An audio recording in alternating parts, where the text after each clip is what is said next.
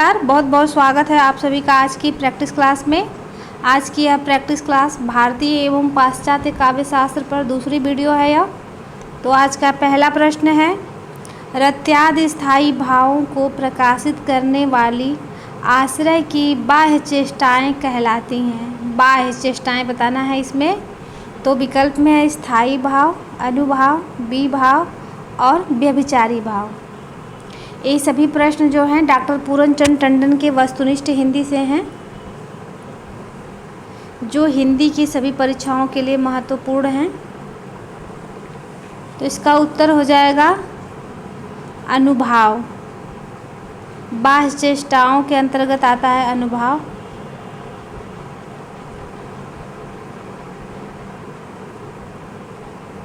दूसरा विकल्प इसका सही उत्तर हो जाएगा अनुभाव। अनुभाव के कितने रूप माने गए हैं?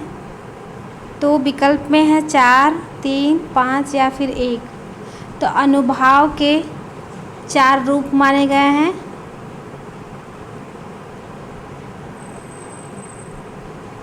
चार रूप माने गए हैं अनुभाव के। कायिक है, वाचिक है, आहार्य है और एक और है, मुझे याद नहीं आ रहा अभी। तो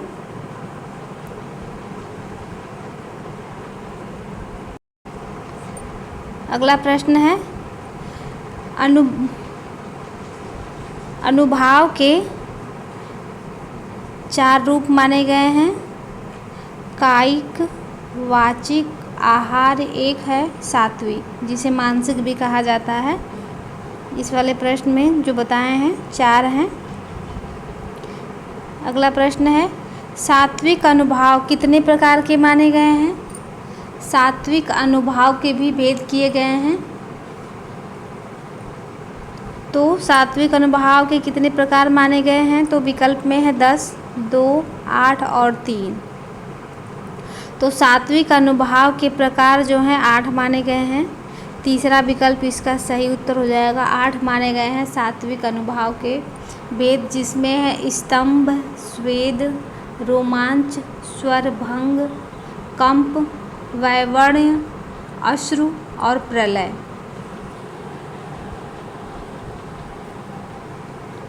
सात्विक के ये 8 भेद हैं। अगला प्रश्न है, अस्थिर मनोविकार अथवा चित्तवृत्तियाँ क्या कहलाती हैं? तो विकल्प में है अनुभाव, संचारी भाव, स्थायी भाव या काव्य हेतु।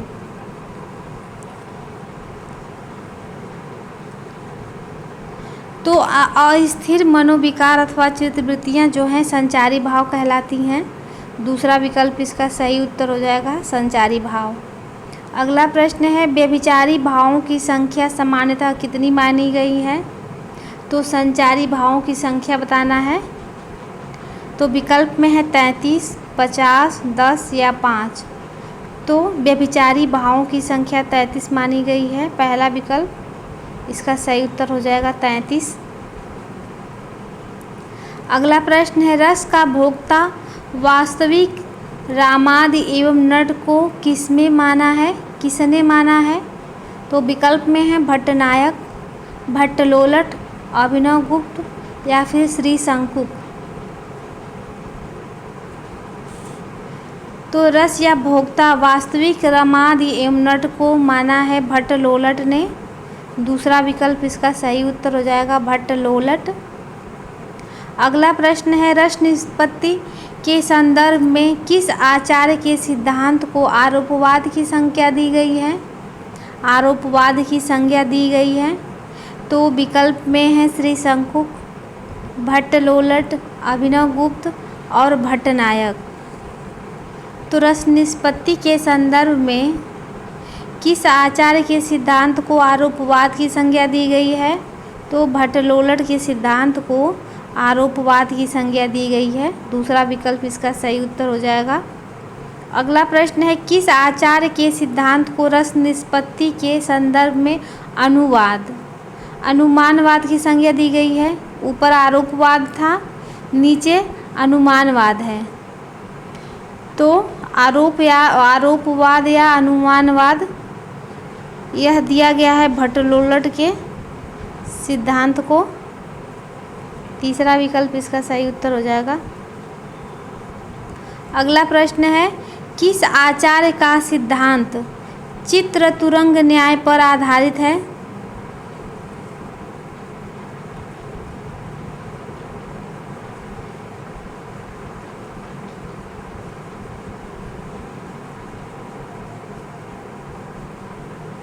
(62 नंबर का प्रश्न है, किस आचार्य के सिद्धांत को रस निष्पत्ति के संदर्भ में अनुवादवाद की संज्ञा दी गई है? अनुवाद की संज्ञा दी गई है इनके शंकुक के सिद्धांत को। पहला विकल्प इसका सही उत्तर होगा, आचार्य शंकुक हो जाएंगे इसमें।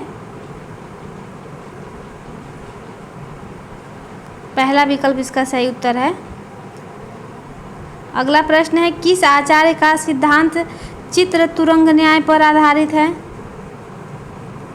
तो ये भी शंकुक हो जाएंगे। तीसरा विकल्प इसका सही उत्तर हो जाएगा, आचार्य शंकुक। अगला प्रश्न है, किस आचार्य को साधारणीकरण का प्रवर्तक माना जाता है? तो विकल्प में है भट्टनायक, श्री शंकुक, अभिनवगुप्त और भट्टलोलट। तो भट्टनायक जी को जो है साधारणीकरण का प्रवर्तक माना गया है। पहला विकल्प इसका सही उत्तर हो जाएगा। अगला प्रश्न है, अभिधा भावकत्व और भोग काव्य के 3 व्यापार किस आचार्य ने माने हैं? तो विकल्प में है भट्टलोलट, अभिनवगुप्त, शंकुक और भट्टनायक। तो इसका सही उत्तर हो जाएगा भट्टनायक।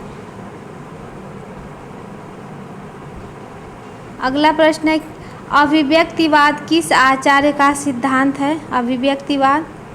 तो विकल्प में है भट्टनायक, अभिनवगुप्त, भट्टलोलट और शंकुक।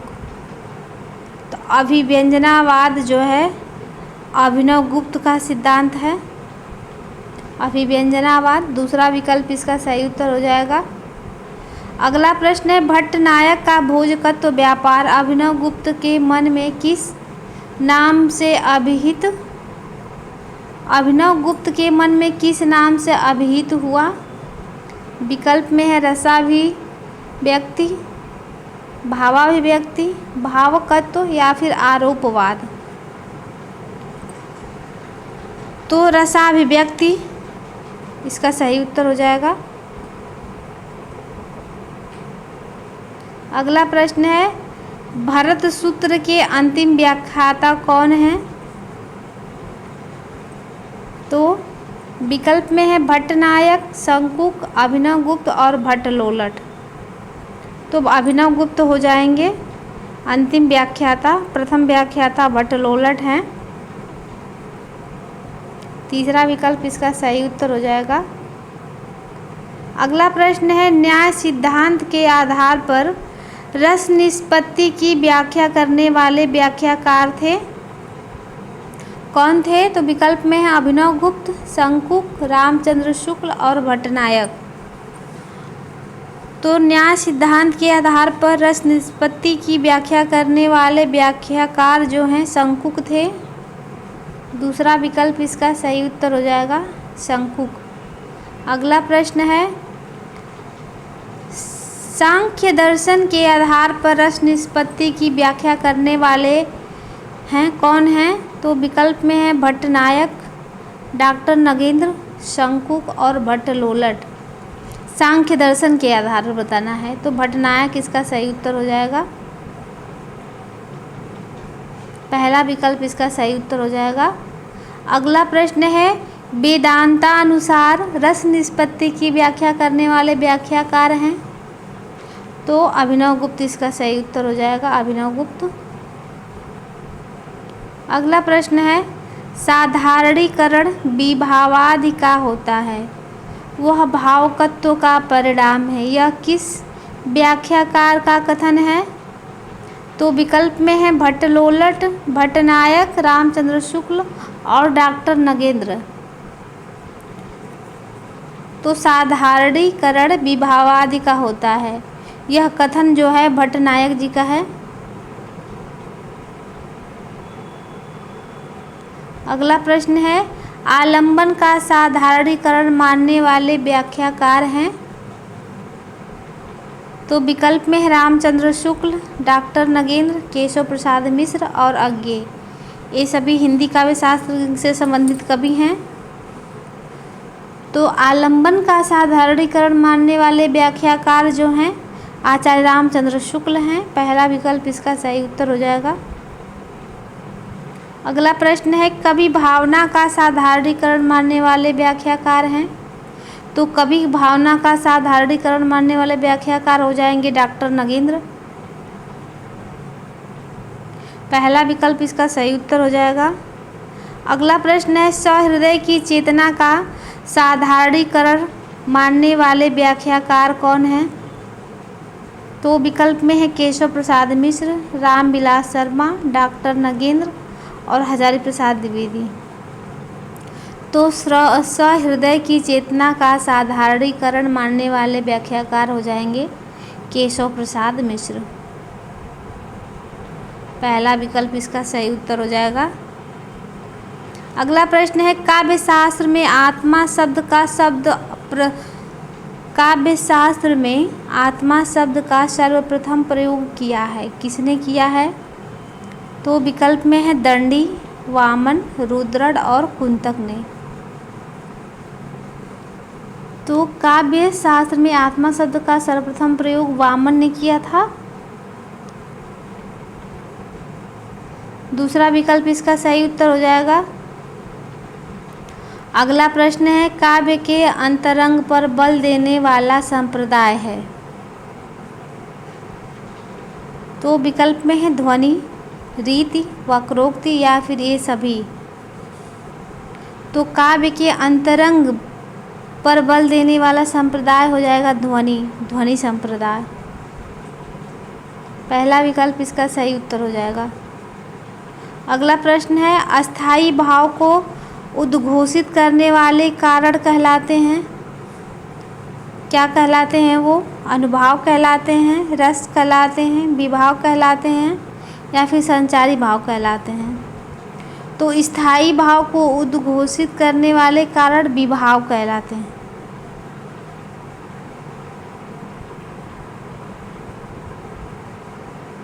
अगला प्रश्न है, साधारणीकरण की व्याख्या के अंतर्गत कवि कर्म या कवि अनुभूति की ओर इंगित किया? किसने किया है? विकल्प में है विश्वनाथ, अभिनव गुप्त, भट्टलोलट और धनंजय।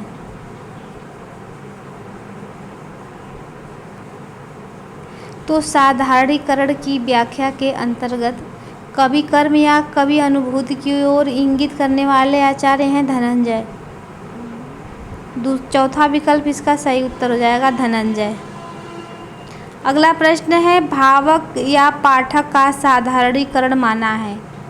किसने माना है? रामचंद्र शुक्ल ने, श्याम सुंदर दास ने, डॉक्टर नगेंद्र ने या फिर केशव प्रसाद मिश्र ने? तो भावक या पाठक का साधारणीकरण श्याम सुंदर दास ने माना है। दूसरा विकल्प इसका सही उत्तर हो जाएगा श्याम सुंदर दास। अगला प्रश्न है, नायक नायिका भेद निरूपक ग्रंथ उज्ज्वल नीलमणि के रचनाकार कौन हैं? तो विकल्प में है रूप गोस्वामी, मम्मट, भानु मिश्र या फिर भामा। 81 नंबर का यह प्रश्न है।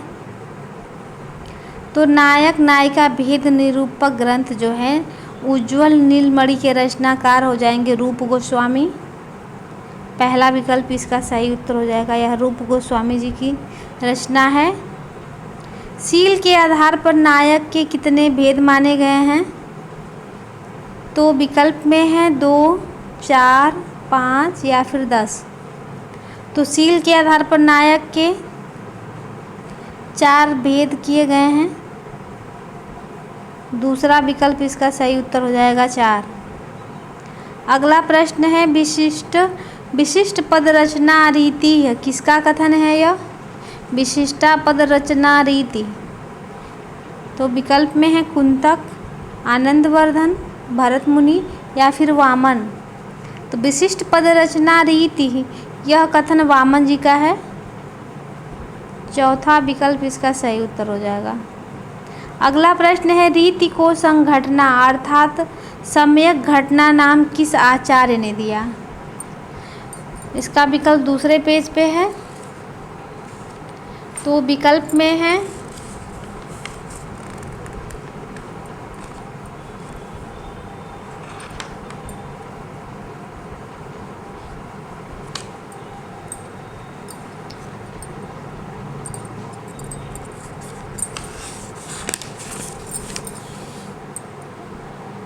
विकल्प में है वामन, भोज, आनंदवर्धन और रुय्यक।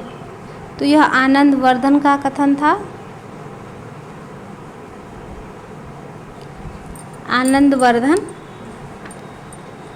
रीति को संघटना अर्थात सम्यक घटना नाम किस आचार्य ने दिया था? यह प्रश्न था। तो आनंदवर्धन इसका सही उत्तर हो जाएगा। अगला प्रश्न है, निम्नलिखित काव्य लक्षणों के रचयिताओं के नाम बताने हैं। यहाँ पे कथन और रचनाएं दी गई हैं। तो शब्दार्थों सहितो काव्यम किसका कथन है यह? विकल्प में है भामा, दंडी, आनंदवर्धन, विश्वनाथ। तो शब्दार्थों सहितो काव्यम, यह कथन जो है भामा जी का कथन है। पहला विकल्प इसका सही उत्तर हो जाएगा। अगला प्रश्न है, शरीरम तावद इष्टार्थ व्यवच्छिन्ना पदावली किसने कहा है यह? तो विकल्प में है जगन्नाथ, विश्वनाथ, दंडी और भामा। तो शरीरम तावद इष्टार्थ व्यवच्छिन्ना पदावली, यह कथन जो है दंडी जी का है। तीसरा विकल्प इसका सही उत्तर हो जाएगा। अगला प्रश्न है, रीतिरात्मा काव्यस्य किसने कहा है? तो विकल्प में है वामन, भरत मुनि, महिम भट्ट या कुंतक। यह सभी बहुत फेमस पंक्तियां हैं जो हमेशा पूछी जाती हैं। तो रीतिरात्मा काव्यस्य, यह कथन वामन जी का है। पहला विकल्प इसका सही उत्तर हो जाएगा, वामन। अगला प्रश्न है, शब्दार्थ शरीरम तावत काव्यम किसका कथन है यह? तावत काव्यम। विकल्प में है मम्मट, आनंदवर्धन, कुंतक और वामन। तो शब्दार्थ शरीरम तावत काव्यम, यह कथन आनंदवर्धन जी का है। दूसरा विकल्प इसका सही उत्तर हो जाएगा, आनंदवर्धन। अगला प्रश्न है, तद दोषौ शब्दार्थो सगुणावलंकृति पुनः क्वापि किसने कहा है? तो विकल्प में है मम्मट, जगन्नाथ, विश्वनाथ, रामचंद्र शुक्ल। तो पुनः क्वापि, यह कहा है मम्मट जी ने। पहला विकल्प इसका सही उत्तर हो जाएगा, यह मम्मट जी का कथन है। अगला प्रश्न है, रमणीयार्थ प्रतिपादकः शब्दः काव्यम, यह किसका कथन है?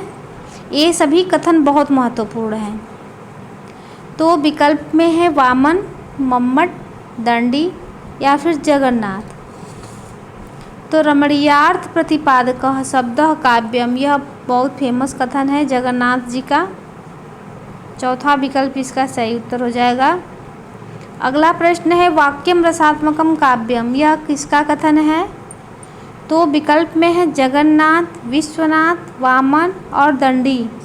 यह कथन जो है किसका है? तो विश्वनाथ जी का यह कथन है। दूसरा विकल्प इसका सही उत्तर हो जाएगा। अगला प्रश्न है, कवि समय का सर्वप्रथम व्यवस्थित एवं पर्याप्त निरूपण किस आचार्य द्वारा किया गया?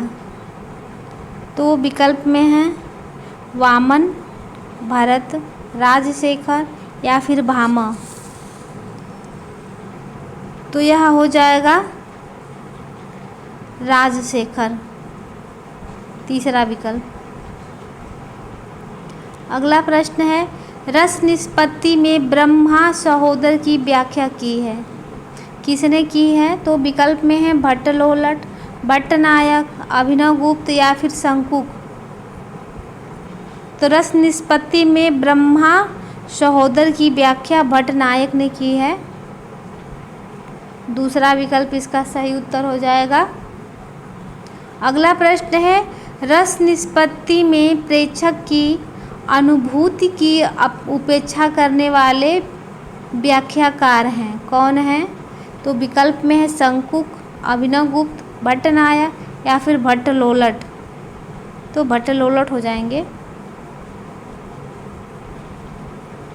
अगला प्रश्न है, निम्न में से ध्वनि विरोधी आचार्य हैं।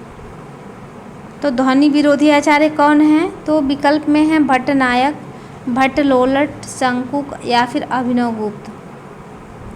तो ध्वनि विरोधी आचार्य इसमें भट्टनायक हो जाएंगे।